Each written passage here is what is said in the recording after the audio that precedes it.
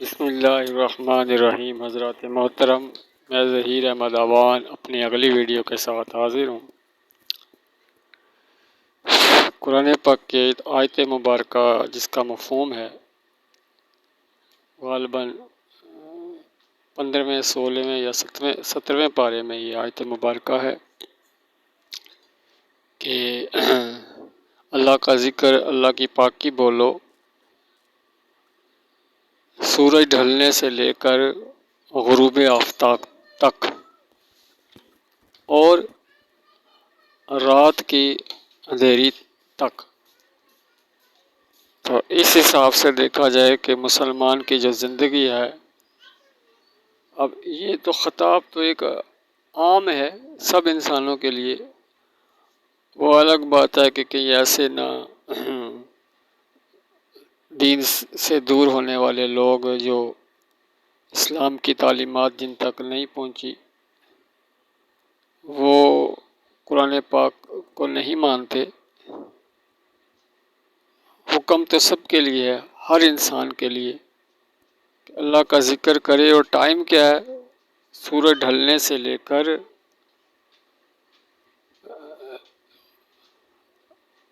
غروب آفتاب تک اور رات کی اندھیری جب چھا جائے تب تک۔ تو اس آیت مبارکہ کی روشنی میں تو یہی سمجھ آتی ہے کہ اللہ کا جو ذکر ہے اس کا جو انسانوں کے لیے ٹائم پیریڈ ہے وہ اتنا طویل ہے۔ اور صبح کا قرآن اس کے بارے میں آیا کہ صبح کا قرآن کہ اس میں فرشتے حاضر ہوتے ہیں، صبح کی نماز کے بعد قرآن پاک کی تلاوت، تو بیچ کا جو ٹائم ہے اشراق سے لے کر تو ظہر کے بعد ظہر تک یہ دنیاوی معاملات، حصول روزگار، معاش کی تلاش اور اللہ کا فضل تلاش کرنا، یہ ٹائم ہے اس آیت مبارکہ کی روح سے۔ اب کہنے کو تو ہمارا اسلامی ملک ہے، جتنے بھی وہ منصوبے بنائے جا رہے ہیں اور پلاننگ جو ہوتی ہے وہ سب کی سب دنیا میں آرام کیسے حاصل کیا جا سکتا ہے، سہولیات، آسائشیں کیسے خود بھی اور عوام کو بھی پرووائڈ کی جا سکتی ہیں، اس کے اوپر ہی سوچ بچار ہوتی ہے۔ حالانکہ انسان کا دنیا میں آنے کا مقصد عبادت ہے، عبادت ایسی جیسے فرشتوں کی عبادت ہے کہ فرشتے اللہ کی عبادت کرتے ہیں تو ان کو اس میں کوئی غرض اور لالچ نہیں ہوتی۔ انسانوں میں مزید عبادت میں یہ چیز شامل ہو سکتی ہے کہ وہ دوزخ کی آگ سے پناہ اور جنت میں داخلے کا سوال کر سکتے ہیں۔ اللہ کی رضا حاصل کرنے کے لیے عبادت کا تصور ہے، لیکن آج ہماری ساری دوڑ دھوپ دنیا کے لیے ہے۔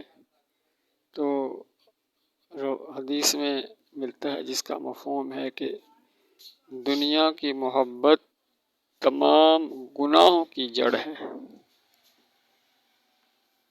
اور اللہ کا خوف اور آخرت کی محبت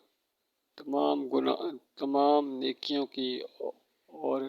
ثواب کی اصل ہے۔ اگر ہم اپنا قبلہ درست کر لیں اور اپنی تمام تیز دوڑ دھوپ، بالخصوص مسلمان ممالک اور یہاں کے ہمارے جو ذمہ داران ہیں جن کے ہاتھ میں ہے قوموں کی باغ دوڑ اور دین کی اشاعت اور ترویج کے لیے مسلمانوں کو نماز روزے کی طرف راغب کرنے کے لیے، دینی تعلیمات کو عام کرنے کے لیے، اور خود بھی اور تمام مسلمانوں کو عبادت اور ریاضت کی طرف راغب کریں، تو اس سے انسانوں کا محاسبہ اور تزکیہ نفس بھی ہو تو یہ باقی معاملات خود ہی اللہ تعالیٰ ٹھیک کر دے گا، کیونکہ قرآن پاک میں نے ایک جگہ پڑھا ہے، تم نمازوں کا اہتمام رکھو، روزی کا تو ذمہ اس نے لیا ہے، وہ خود ہی دے گا تمہیں۔ تو میں نے اپنی ذاتی طور پر زندگی میں جو گزشتہ زندگی کا سوچا ہے، تو غور کرنے پر مجھے بھی معلوم ہوا کہ جہاں جہاں سے میری سوچ تھی، جو میری پلاننگ تھی کہ یہ کام میں کروں گا تو اس سے مجھے اتنے پیسے آئیں گے، تو یہ کام میں کروں گا،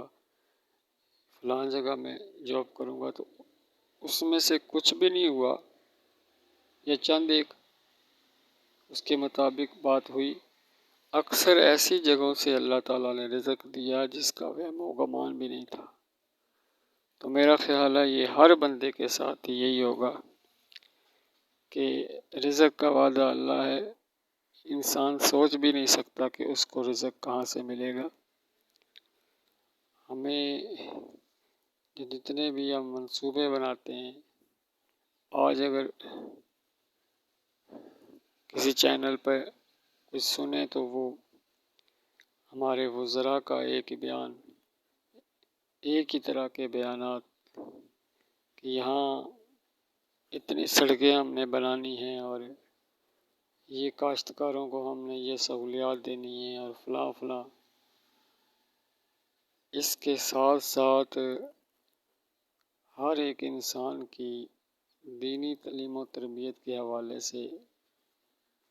اگر کچھ ہم نے معاملہ نہ کیا تو یہ ساری ہماری کاوشیں رائے گاں جائیں گی اور جا رہی ہیں۔ اسی طریقے سے دینی حلقہ جو ہے ہمارا، علماء دین اور جتنی بھی دوسری تنظیمات ہیں، وہ مذہبی حوالے سے ایک مخصوص گیٹ اپ حلیے میں آ کر اسلام کے داعی اور ٹھیکیدار بن کر اپنی تنظیم ادارے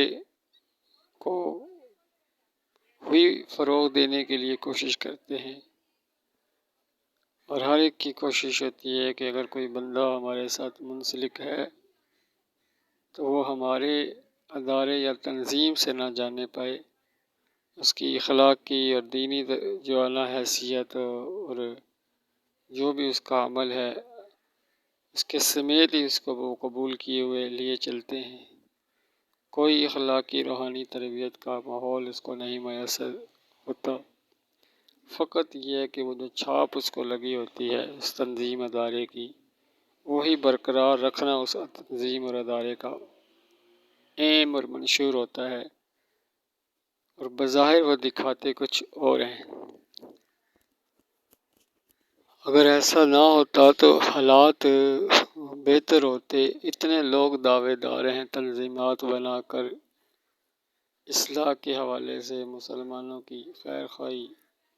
اور دینی تربیت کے حوالے سے، تو فرق کیوں نہیں پڑا؟ حالات دن بہ دن بدتر کیوں ہوئے؟ یہی وجہ ہے کہ کاموں کے اندر، چیزوں کے اندر اخلاص نہیں ہے۔ وہی پہلی بات میں پھر دوبارہ دہرانا چاہتا ہوں کہ انسان کا جو دنیا میں آنے کا بنیادی مقصد جو قرآن پاک نے واضح کیا ہے وہ عبادت ہے، اور اس کا ٹائم اللہ تعالیٰ نے سورج ڈھلنے سے لے کر غروب آفتاب تک، یعنی ظہر کی نماز انسان پڑھتا ہے تو اس کے بعد اس کی ساری توجہ ادھر عبادت و ریاضت، تسبیحات، نوافل، تلاوت، اور اگر زیادہ کوئی کسی کو اس کے علاوہ کچھ کرنا ہے تو اپنے مسلمان بھائی کی خیر خواہی، کسی کی مریض کی عیادت،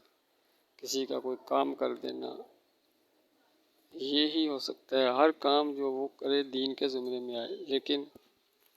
ہمارا یہ ہے حال کہ ہم مال بنانے میں رات کے 12 بجا دیتے ہیں کہ ہمارے کسی طریقے سے ہماری آمدن میں اضافہ کیسے ہو سکتا ہے، اور جتنی بھی ہم کر لیتے ہیں مسائل پھر اور زیادہ بڑھ رہے ہیں، بیماریاں بڑھ رہی ہیں، گھروں کے اندر اتنی بیماریاں ہیں اور نچاکیاں ہیں اور مسائل اس کے علاوہ ہیں۔ اگر ہم نے قرآن کے راستے کو نہ اپنایا، صحیح اسلامی جو تعلیمات جو قرآن میں درج ہے اور حدیث میں، تو حالات کچھ بہتری کی طرف جاتے ہوئے معلوم نہیں ہوتے۔ اللہ تعالیٰ جو ہم سب کو قرآن پاک کو سمجھ کر پڑھنے کی توفیق عطا فرمائے، آمین۔